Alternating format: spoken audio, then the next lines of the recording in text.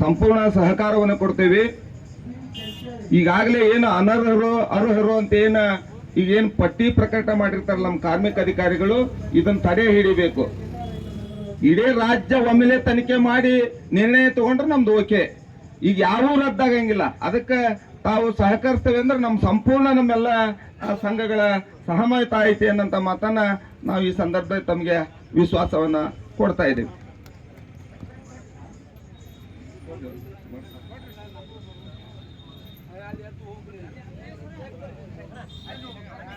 ಕುತ್ಕರಿ